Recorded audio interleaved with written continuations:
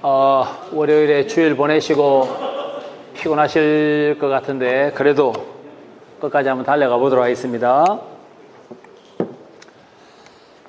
이 시간에는 요한계시록 17장, 18장에 큰 성 음녀 바벨론을 다차원적으로 어떻게 해석할 수 있는가, 멀티 다이멘셔널하게 어떻게 해석할 수 있는가 한번 살펴보도록 하겠습니다. 다차원의 반대말은 단차원입니다. 단차원은 모노 다이멘션, 다차원은 멀티 다이멘션입니다. 계시록 17장, 18장에 다차원적 해석인데 여러분 뒤에 강의 안에는 그 내용이 아마 없을 것입니다. 그래서 앞에 여러분 받으신 강의 안에 PPT는 있습니다. PPT 계시록 17장, 18장의 다차원적 해석 혹시 몇 페이지입니까? 7페이지. 7페이지에 있고 요 논문도 검색해 보시면 인터넷 검색해 보시면 다 무료로 다운로드 받아서 볼 수 있습니다. 제가 썼던 논문들은 웬만한 논문들은 고신총회 성경연구소 고신총회 성경연구소 홈페이지에서 자유롭게 다운로드 받을 수 있습니다. 고신바이블.com 고신바이블.com kosinbible.com 거기 들어보시면 이 논문도 나와 있습니다.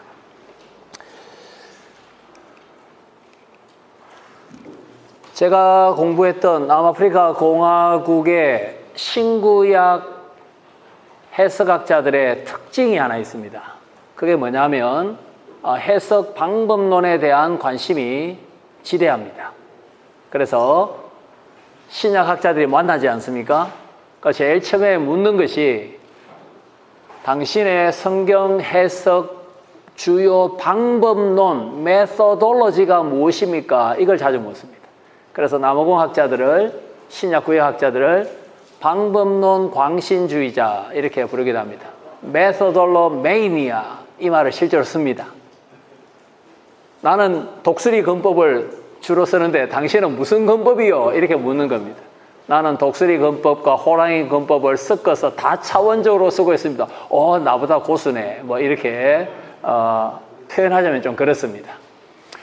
우리가 성경을 해석할 때 문법적, 역사적, 신학적 해석 이렇게 배우지 않습니까? 이 말 자체가 성경 본문을 해석할 때 문법적으로만 봐서도 안 되고 역사 배경을 연구하는 것으로 그쳐서도 안 되고 문법, 역사, 신학적으로 다차원적으로 보자라는 취지가 아니겠습니까? 여기서 제가 말하는 계시록 17장, 18장의 다차원적 해석은 문법, 역사, 신학적 해석을 조금 더 잘게 썰어서 최근 해석 방법을 접목시켜서 좀 더 다양한 각도에서 보자. 이런 차원으로 멀티 다이멘셔널 해석이라고 한번 붙여보았습니다. 다차원적 해석이라고 해서 해석 방법 한 20개 막 가지고 와서 너무 복잡게 할 수는 없지 않습니까? 그래서 적절한 수를 조정하여 다차원적 해석을 한번 시도해 보도록 하겠습니다. 첫 번째는 여러분 보시다시피 노란 글자라서 잘 안 보이죠? 서사적 해석입니다. 내러티브 해석이죠. 등장인물과 배경 이런 것을 우리가 살펴야 되겠죠. 앞에 글자가 잘 보이시는지 모르겠습니다. 노란 글자라서 잘 안 보이는데 그죠? 요한계시록은 22장까지 기성전결이 있는 텐션과 갈등이 있는 아주 흥미진진한 이야기체, 내러티브 형식으로 기록되어 있습니다. 그렇다 보면 우리가 고려해야 되는 건 뭐냐면 내러티브 해석에서 고려해야 되는 것은 다차원적 해석 가운데 지금 첫 번째 내러티브 해석을 지금 살펴보고 있습니다. 내러티브 해석은 문학적 해석입니까? 역사적 해석입니까? 문학적 해석입니다. 여기에 내러티브 해석도 있고 수사학적 해석도 있고 맞죠? 이게 다 문학적 해석이죠. 그래서 내러티브 해석에서 우리가 살펴봐야 될 것은 등장인물이 누군가, 캐릭터를 봐야 됩니다. 그리고 배경이 어디인가, 시간적 배경, 공간적 배경, 그리고 관점입니다. point of view, 관점입니다. 이야기를 서술하고 있는 요한의 관점이 중요합니다. 요한이 지금 어떤 관점을 가지고 내러티브를 전개시키고 있는가, 그런 것을 우리가 물어봐야 됩니다. 자, 첫 번째로 캐릭터, 등장인물입니다.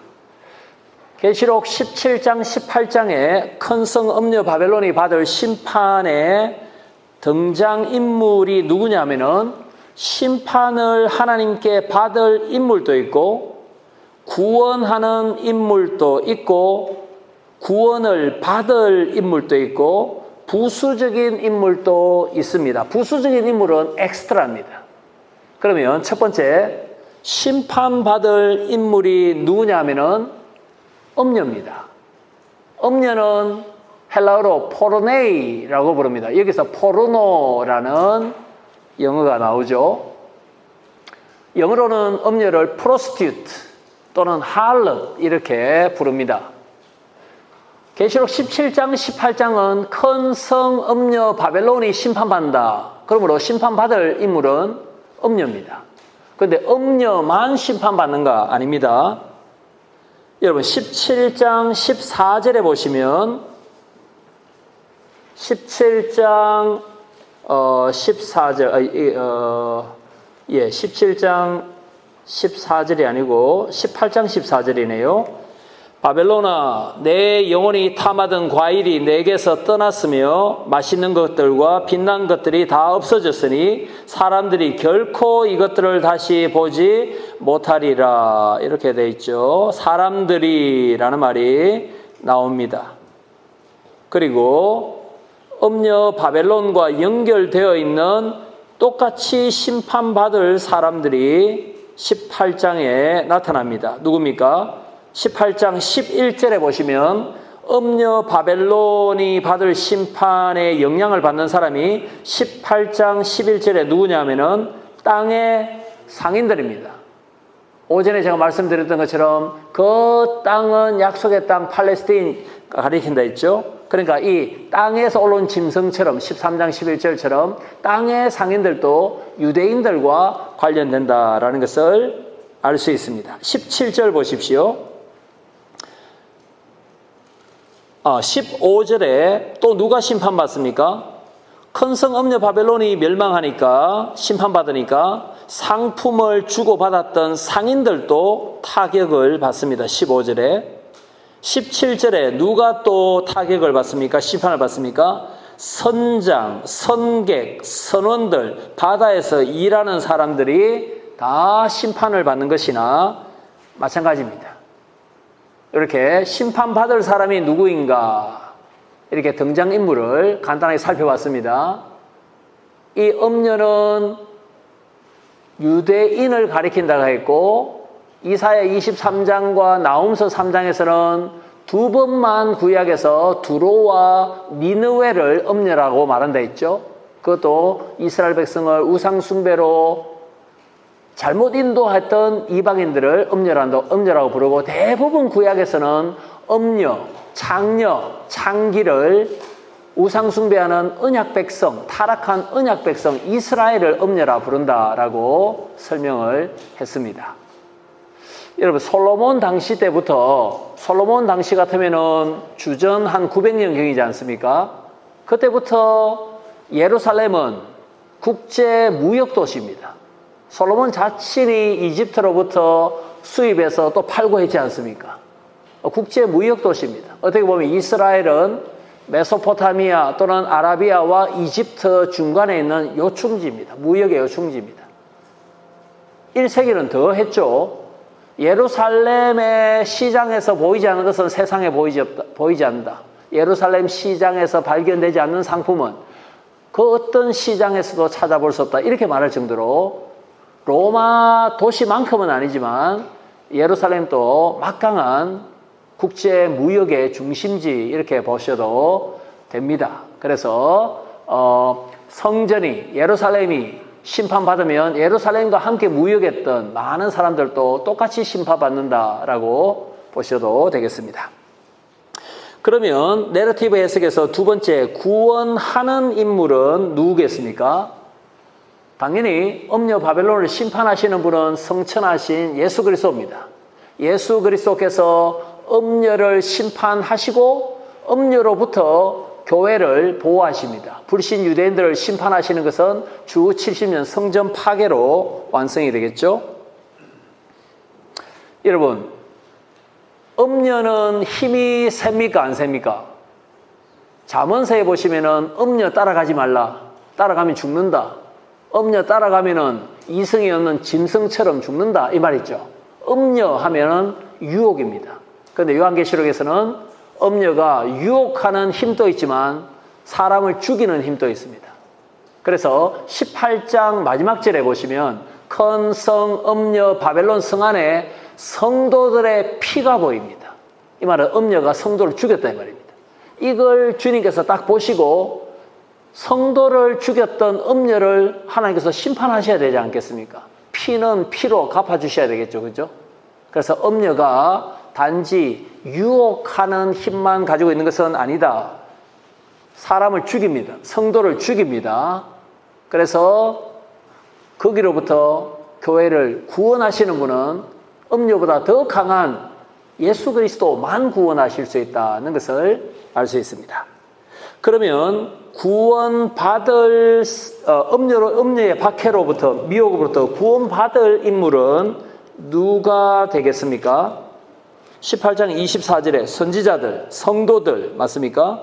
죽임을 당한 순교자들 이들이 예수 그리스도로부터 구원을 받아야 되겠죠. 그죠? 7교회 소아시아의 에서버두 사빌라 7교회 그들이 구원을 받을 인물입니다. 부수적인 인물은 가장 대표적인 인물이 바로 음녀가 타고 있는 머리 7개, 뿔 10개 달린 붉은 바다에서 올라오는 짐승입니다. 이 짐승은 음녀보다 힘이 더 셉니다. 머리 7개, 완전 충만한 지혜, 뿔 10개, 완전 충만한 권세. 이것은 로마 제국의 막강한 군사력을 가리킵니다. 그래서 이 짐승이 음녀를 나중에 죽인다 했지 않습니까? 악의 두 세력의 상생 관계는 오래가지 못합니다. 목적 달성하면 더 강한 악의 세력이 약한 악의 세력을 잡아먹습니다. 그 장면이 17장에도 나타납니다. 그래서 음녀 바벨론에 대한 심판의 엑스트라 캐릭터, 부수적인 인물은 음녀가 타고 있는 짐승이다. 이렇게 보시면 되겠습니다. 그래서 우리가 계시록을 설교하실 때 환상을 딱 설교하실 때 제일 먼저 봐야 될 게 뭐냐면 이 환상의 등장인물이 누구인가? 짐승이 몇 마리인가? 이 등장인물 간의 관련성, 역학관계 이걸 먼저 딱 이렇게 살펴보면 설교하기가 상당히 용이합니다. 이게 내러티브 해석의 등장인물 첫 번째 우리가 살펴본 것입니다. 그 다음에 내러티브 해석에 있어서 중요한 게 뭐냐면은 배경입니다. 이야기가 전개될 때 장소적 배경, 시간적 배경이 있고 장소, 공간적 배경과 시간적 배경을 기반으로 해서 뭐가 전개되느냐 하면은 줄거리가 전개됩니다. 그 줄거리를 우리가 플롯이라고 부릅니다. 여러분, 음녀가 어디에 앉아 있습니까? 17장 한번 보십시오. 1절에 음녀가 어디에 앉아 있습니까? 장소적인 배경, 짐승을 타고 있는 거, 짐승 위에 타고 있다. 이것도 맞지만 17장 1절에서는 뭐죠? 많은 물 위에 앉아 있는 큰 음녀라고 말합니다. 여러분, 에스겔 16장에도 음녀가 나오고요. 예레미야 3장 13절에도 음녀가 나옵니다. 북이스라엘 남유다를 음녀라고 선지자들이 많이 책망했습니다. 여호와의 신부가 어떻게 음녀가 되었느냐라고 책망하죠. 그런데 음녀가 공간적으로 많은 물, 여러분 많은 물은 바다입니다. 바다 위에 앉아있다 이렇게 말합니다. 바다는 열방을 상징합니다. 맞죠? 그러면 요한 당시에 열방을 상징하는 나라는 유대인들에게보다는 로마 제국에 어울리지 않습니까? 그런데 왜 음녀 불신 유대인이 열방을 상징하는 많은 물 위에 앉아 있냐면은 디아스포라 유대인들이 흩어져서 온 로마 제국에 다 살고 있었기 때문입니다. 가는 곳마다 뭘 세웁니까? 회당을 세웁니다. 성인 남자 10명만 있으면 회당을 세울 수 있잖아요. 그죠? 그래서 본토에 사는 유대인들은 1세기에 한 70만 명, 흩어진 유대인들은 500만 명으로 봅니다.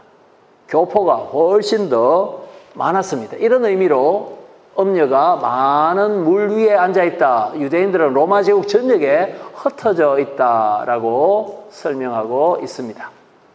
물은 뭘 상징하느냐? 이 해설이 17장 15절에 나옵니다.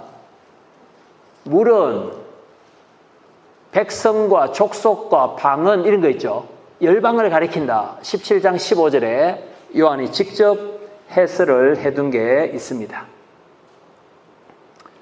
자, 그 다음에 장소적 배경, 다음에 보시면, 여기 보시면은 희미하지만 시간적 배경이 있습니다. 여러분, 14장 8절에 시간적으로 음녀가 심판받을 것을 14장 8절에서 이미 설명한 바가 있습니다. 뭐라고 되어 있습니까? 무너졌도다. 무너졌도다. 큰 성 바벨론이요. 음녀 바벨론이 무너졌다. 이렇게 과거 시제로 말합니다. 큰 성 음녀 바벨론은 유대인 예루살렘 성전을 가리키는데 계시록이 66년경에 기록될 때 아직 망하지 않았습니다. 반드시 속히 망하겠죠. 그죠? 그런데 망했다. 무너졌다. 이렇게 과거 동사로 말합니다. 이런 과거 동사를 뭐라고 부르냐면 예언적 과거 동사라 부릅니다. 미래에 확실하게 일어나기 때문에 이걸 과거 동사로 말해버립니다. 저도 이렇게 쓸 수 있겠죠. 7월 8일 오후 4시에 강의를 마쳤다. 마치는 것이 확실하기 때문에 마칠 것이다가 아니고 마쳤다. 이렇게 말할 수 있습니다. 그 방법을 이겼습니다. 앞으로 일어날 일이 너무 확실할 때 미래 동사 대신에 과거 동사를 씁니다. 이 말은 음녀 바벨론은 반드시 하나님의 심판을 받아서 패망한다는 것을 강조하는 표현입니다. 이게 중요한 음녀를 이해하는 시간적인 배경이 되겠습니다. 자, 그 다음에 플롯, 줄거리를 한번 봐야 되겠죠. 줄거리를 이해하기 위해서는 16장의 7 대접심판, 17장 18장의 음녀 바벨론에 대한 심판, 그 다음에 19장 1에서 6절에 등장하는 할렐루야 찬송, 이걸 문맥적으로 쭉 한번 봐야 됩니다. 제가 오전에 계시록 해설할 때 6장의 7 인의 심판, 8, 9장의 7 나팔의 심판, 16장의 7 접시의 심판은 유대인과 로마 제국을 향한 심판을 3번 반복한다 했지 않습니까? 그러니까 16장에도 7 접시의 심판도 음녀 바벨론에 대한 심판이지 않습니까? 이걸 17장, 18장에서 음녀 바벨론이 짐승에 죽는 것으로 또 반복합니다. 그래서 음녀가 성도를 박해하다가 심판받으니까 19장에서 어떻게 합니까? 할렐루야라고 성도들이 기뻐서 찬송합니다. 이런 음녀에 대한 심판과 교회의 승리와 구원, 이런 줄거리가 전개되고 있다. 이 플롯은 문맥을, 전후 문맥을 보면 되겠습니다. 그 다음에 이제 내러티브 해석을 지나서 사회 묵시 수사학적 해석으로 한번 넘어가겠습니다. 지금 우리가 멀티 다이멘셔널, 다양한 성경 해석 방법으로 이 본문을 이 각도에서 저 각도에서 다른 각도에서 아래 위로 위에서 밑에서 이렇게 본문을 다양한 각도에서 보는 훈련을 한번 해봅니다.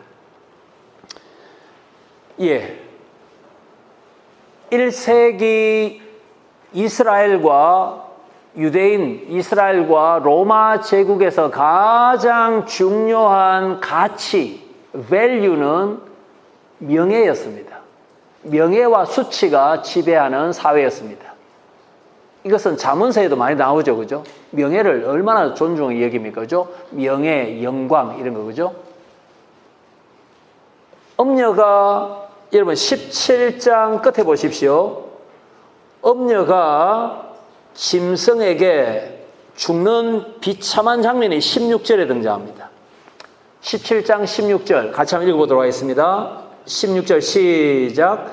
내가 본 바 이 열불과 짐승은 엄녀를 미워하여 망하게 하고 벌거벗게 하고 그의 살을 먹고 불로 아주 사르리라.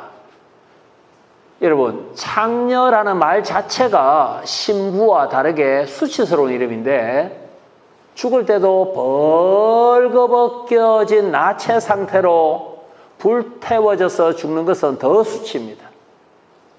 16장 15절에 요한계시록의 세 번째 복이 등장하는데 자기의 옷을 입고 벌거벗은 채로 주님의 방문을 받지 않는 자는 복되다.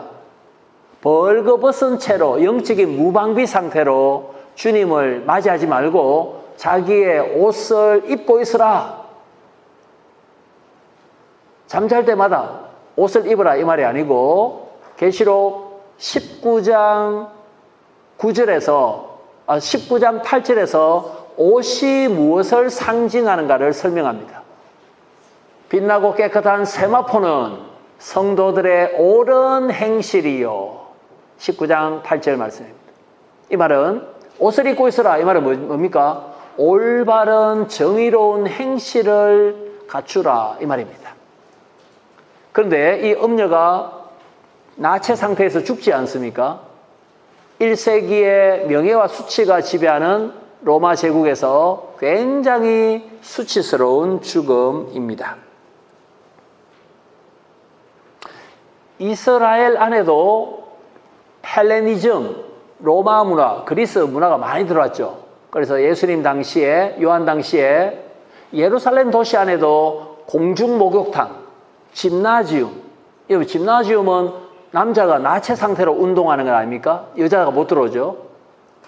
이런 헬레니즘 영향이 예루살렘 안에도 굉장히 많이 들어와 있었습니다. 그리고 구약에도 보시면은 바벨론이 남유다를 멸망시킬 때 주전 586년에 뭐 치마를 걷어 올리고 뭐 그런 심판의 장면이 있죠. 하체를 보이고 이런 수치스러운 하나님의 심판이 구약에 이미 심판과 나체 이미지가 연결된 바가 있습니다.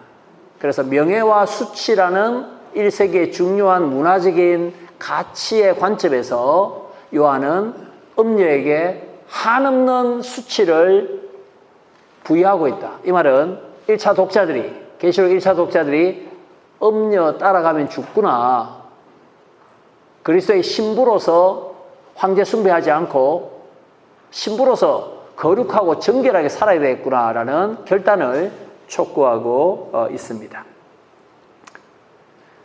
자, 그러니까 엄녀라는 부정적 그리고 수치스러운 용어를 사용하여 엄녀가 되면 결코 되지 않는다. 이걸 강조하고 있는 것입니다. 자, 그 다음에 이 수사학적 해석에서 분파 이론과 인사이드, 아웃사이드를 잠시 살펴보도록 하겠습니다. 여러분, 인사이드는 내부자고 아웃사이드는 외부자지 않습니까? 로마 제국에서 인사이드는 황제에게 충성한 사람입니다. 그래서 유대인들이 로마 제국의 식민지로서 특별히 유대인들 가운데서 대제사장에 속한 사두개인들, 헤롯 왕조, 굉장히 친로마주의자들 아닙니까? 인사이드가 되기 위해서. 거기에 비해서 열심당이나 바리새인들은 친로마주의자들이 아니었습니다. 그래서 로마 황제 입장에서 보면 바리새파 열심당은 쿰난 공동체들은 아웃사이더에 해당됩니다. 헤롯 대왕도 황제에게 잘 보여서, 옥타비안 황제에게 잘 보여서, 율리우스 시저에게 잘 보여서 총독이 되고 뭐 왕이 되지 않습니까? 이게 이제 주류 사회의 인사이드가 되기 위해서는 팍스 로마나, 로마의 평화에 충실하면 됩니다. 그런데 요한의 관점은, 예수 그리스도의 관점은 계시록에서 다릅니다. 누가 진정한 인사이드입니까? 보좌에서 통치하시는 하나님 아버지와 어린 양에게 절대 충성하는 사람이 인사이드요, 구원받은 자요, 그리스도의 신부요, 정결한 명예로운 사람이다. 구원은 보좌에 계신 하나님과 어린 양에게 있도다. 구원과 승리, 진정한 인사이드는 주님께 충성하는 사람입니다. 어린 양을 따라가는 자. 계시록 14장에 어린 양을 따라가는 14만 4천. 황제를 따라가는 것이 아니라 어린 양 예수 그리스도를 따라가는 자가 진정한 인사이드요, 정결한 자요, 거룩한 자요, 명예로운 자다. 이렇게 독특한 관점을 사용하고 있습니다. 여러분, 뭐니 해도 인사이드, 아웃사이드의 결정판은 계시록 21장에 나옵니다. 21장에 보시면 새 예루살렘 성 안에 있는 자와 성 밖에 있는 자가 나옵니다. 맞습니까? 그래서 21장 끝에 보시겠습니까? 인사이드, 아웃사이드, 예수님의 관점입니다. 21장 27절 같이 읽겠습니다. 인사이드, 아웃사이드를 우리가 염두에 두고 한번 읽어보도록 하겠습니다. 시작. 무엇이든지 속된 것이나 가정한 일 또는 거짓말하는 자는 결코 그리로 들어가지 못하되 오직 어린 양의 생명책에 기록된 자들만 들어가리라. 새 예루살렘 성 안에 들어가는 자, 그리스도의 신부, 어린 양의 신부, 교회, 성도가 인사이드입니다. 황제 숭배한다고 인사이드 되는 게 아닙니다. 로마 시민권을 가지고 있어야 인사이드가 아닙니다. 어린 양의 신부가 인사이드입니다. 그런데 아웃사이드가 누굽니까? 속된 자, 가증한 자, 거짓말하는 자, 생명책에 기록되지 못한 자, 이 사람들이 아웃사이드입니다. 맞습니까? 하나 더 보겠습니다. 21장 8절, 여기도 인사이드, 아웃사이드가 나옵니다. 21장 8절, 거기 보시면은 아웃사이드가 누굽니까? 두려워하는 자, 믿지 않는 자, 흉악한 자, 살인자, 음행하는 자, 점술가, 우상숭배자, 거짓말하는 자, 맞습니까? 이들은 새 예루살렘 성에 들어간 것이 아니라 유황불못에 들어간다. 철저한 아웃사이더들입니다. 여러분이 아웃사이더를 묘사할 때, 예수님의 신부가 아닌 사람을 묘사할 때 8절에서 순서를 좀 바꿀 필요가 있지 않습니까? 8절의 순서. 믿지 않는 자, 불신자를 먼저 언급하고 그 다음에 두려워하는 자를 두 번째 언급해도 되지 않겠습니까? 그런데 왜 두려워하는 자를 먼저 언급할까요? 계시록의 기록 배경이 무슨 상황이기 때문입니까? 박해와 고난 상황이기 때문입니다. 보좌에 계신 하나님의 통치를 믿으라. 그러므로 두려워하지 말라. 위로와 소망을 계속 주고 있거든요. 계시록을 통해서. 그래서 두려워하지 말라. 박해를 두려워하지 말라. 시련을 두려워하지 말라. 이걸 제일 먼저 의도적으로 배치하여 계시록이 위로와 소망의 책이다라는 것을 강조하고 있습니다. 이렇게 우리가 음녀 바벨론은 예수님의 신부의 반대말이잖아요. 그죠? 음녀의 반대말이 신부니까 이렇게 내러티브 해석, 수사학적인 해석을 통해서 볼 수 있습니다. 자, 이제 마지막으로 다차원적 해석 가운데 신학적 해석을 한번 보도록 하겠습니다. 결국은 여기서 말하는 신학적 해석은 간본문적 해석입니다. 상호 텍스트적 해석입니다. 여러분 14장 한번 보겠습니까? 계시록 14장 14만 4천 명 14만 4천 명 14장 4절입니다. 여기에 음녀가 나옵니다. 14장 4절에 여러분 14만 4천 명은 구원받은 성도 전체를 상징하는 숫자입니다. 에베소, 스무나, 버가모, 두아디라, 사데, 빌라델비아, 라우디게아 교회 14만 4천에 들어가죠. 저와 여러분도 14만 4천에 들어갑니다. 성도가 14만 4천입니다. 그런데 14장 4절에 보시면 같이 읽어보겠습니다. 14장 4절 시작. 이 사람들은 여자와 더불어 더럽히지 아니하고 순결한 자라. 어린 양이 어디로 인도하든지 따라가는 자며 사람 가운데서 속량함을 받아 처음 익은 열매로 하나님과 어린 양에게 속한 자들이다. 예. 여기서 이 사람들이 14만 4천입니다. 여자와 더불어 돼 있죠. 요 여자가 복수명사입니다. 여자들과 더불어, 여기 복수명사입니다. 여기 한글 번역이 좀 아쉬움이죠, 그죠? 성도는 14만 4천은 여자들과 더불어 자기를 더럽히지 않는 성도다. 요한계시록 전체로 보면은 이 여자에 누가 들어가겠습니까? 14장 4절 뒤에 나오는 17장의 음녀입니다. 그리고 14장 8절에 무너졌도다 큰 성 음녀가 무너졌다. 맞죠? 음녀가 이 여자에 들어갑니다. 그러면 이게 여자들이 복수니까 또 다른 여자가 또 있어야 되겠죠. 그 여자가 저 앞에 2장에 나옵니다. 이세벨입니다. 이세벨은 아합의 와이프고 바알 숭배자 아닙니까?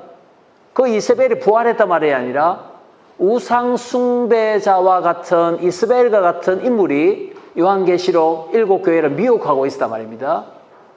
제2의 이세벨과 같은 종교 혼합주의자들 따라가지 말라. 누가 말입니까? 14만 4천이. 그래서 여기에도 지금 음녀가 사실 14장 4절에 나오는 것입니다. 그래서 제가 지금 뭘 설명하고 있습니까? 17장의 음녀에 대한 심판을 이해하기 위해서는 계시록 안에 있는 다른 관련 본문과 연결하여 해석해야 된다. 계시록 안의 관련성, 내적 간본문성을 인트라텍슈얼리티를 고려해야 된다는 것을 설명합니다. 그리고 음녀는 구약의 에스겔 16장 등등의 음녀가 있죠. 구약과도 연결해야 됩니다. 이는 성경 안에 간본문적 해석, 상호 텍스트적 해석을 하자. 이런 취지로 말씀을 드립니다. 여러분 17장 한 가지 더 음료와 관련해서 한 말씀 드리겠습니다.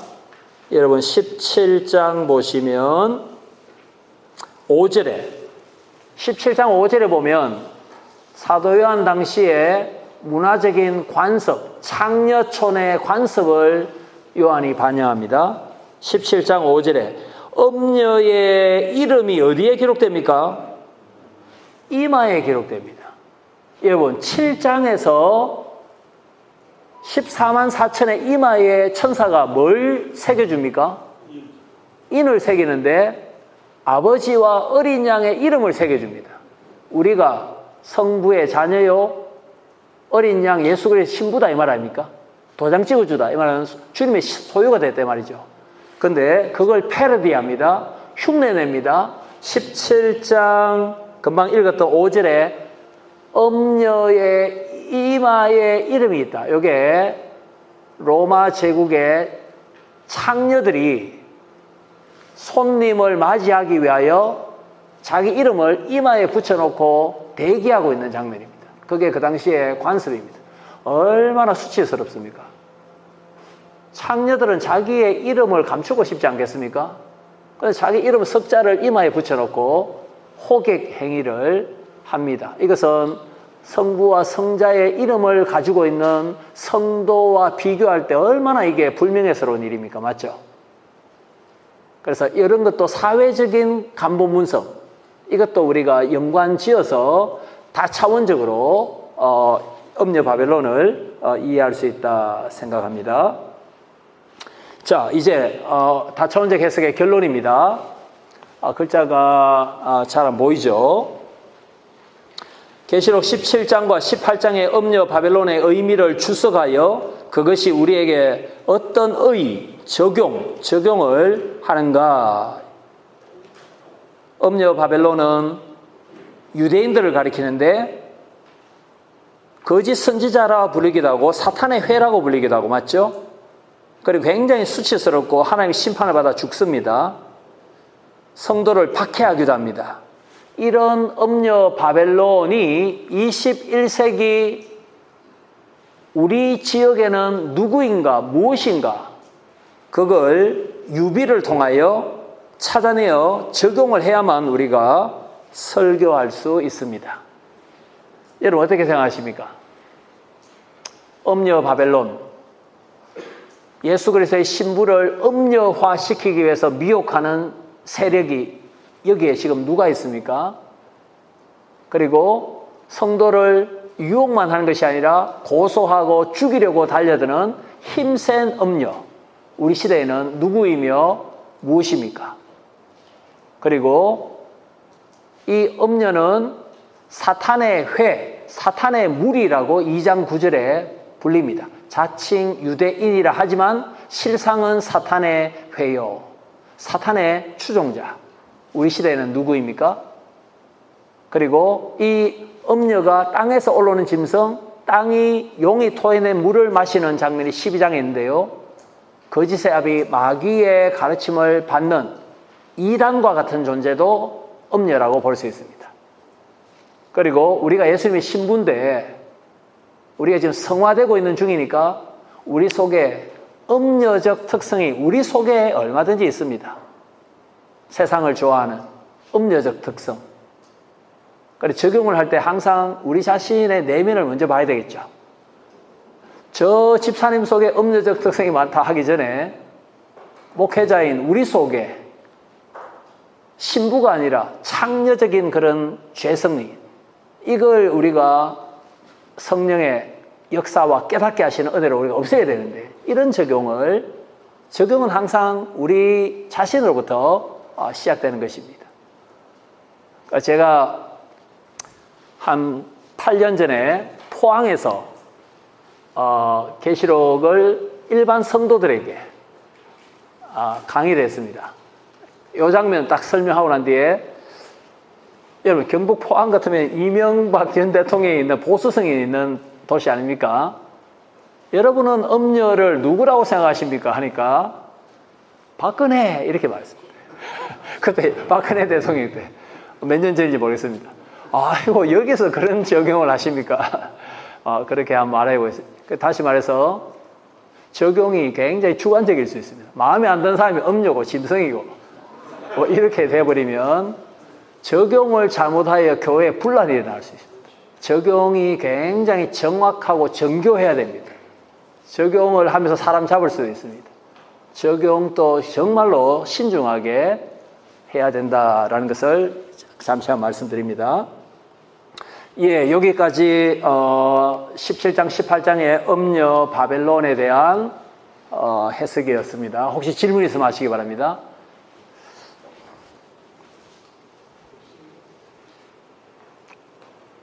예, 질문이 있으신 분은 쉬는 시간에 개인적으로 저한테 질문해 주시고 한 10분 쉬었다 해도 되겠습니까? 예, 10분 쉬었다가 마지막 세대주의 전천년에 대해서 한번 살펴보도록 하겠습니다.